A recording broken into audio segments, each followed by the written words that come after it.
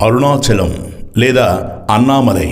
అరుణాచలం పంచభూతలింగ క్షేత్రాలలో ఒకటి. దక్షిణ భారతదేశంలో వెలిసిన పంచలింగ క్షేత్రాలలో అగ్నిభూతమునికి ఇది ప్రతీక. అరుణాచలము అనగా అరుణ ఎర్రని, అచలము కొండ, ఎర్రని కొండ అని తాత్పర్యము. అరుణ అంటే పాపములను పరిహరించినది అని అర్థం. తమిళంలో తిరువన్నామలై అంటారు. తిరు అనగా శ్రీ, అన్నామలై అనగా పెద్ద కొండ అని విశ్లేషణ. స్మరణ మాత్రము చేతనే ముక్తి నొసగే క్షేత్రము. ఆ అరుణాచలం గురించి పూర్తి విశ్లేషణ ఈ వీడియోలో మీకోసం.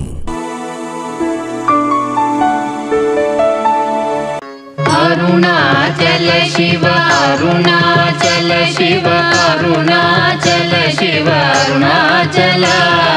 ఓం అరుణాచలేశ్వరాయ నమః. అగ్నిరూపం నిశ్చల దీపం, మహిమాన్విత అరుణాచలం, దివ్య శోభితమైన అరుణగిరి. భక్తులు మహాదేవుడిగా భావించిన, రమణులు ఆత్మస్వరూపంగా దర్శించిన ఈ గిరి ఔన్నత్యం అనంతం.